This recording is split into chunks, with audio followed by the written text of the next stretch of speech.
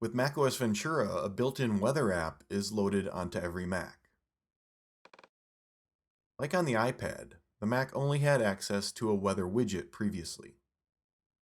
Now we have a weather app that looks and feels very much the same on an iPhone, iPad, and Mac. So we have the sidebar on the left that will list our saved locations. Just click to view each location's forecast.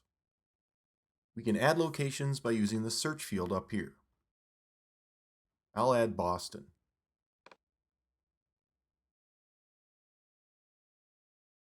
The weather app interface is laid out with a variety of panels.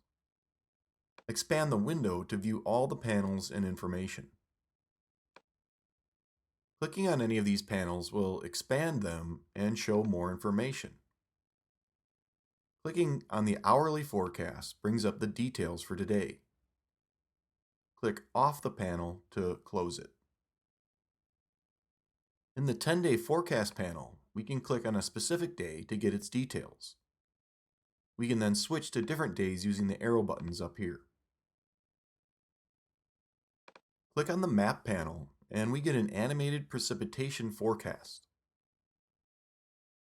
Zoom into this map for more detail or zoom out for a regional view.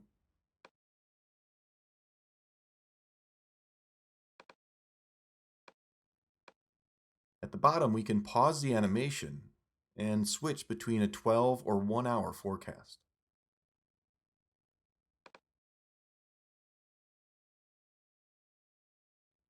Use this button to change from the precipitation map layer to temperature or air quality.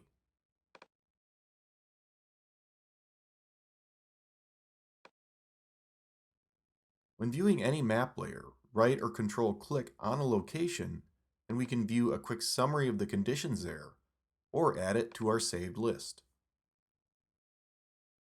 Click on the X up here to exit the map. Each of the smaller square panels can be expanded for a more detailed view, but we're not able to rearrange, remove, or add any panels. These are all set in place. So the weather app is a nice addition to macOS. It's automatically installed with the upgrade to Ventura, so look for it in your applications folder.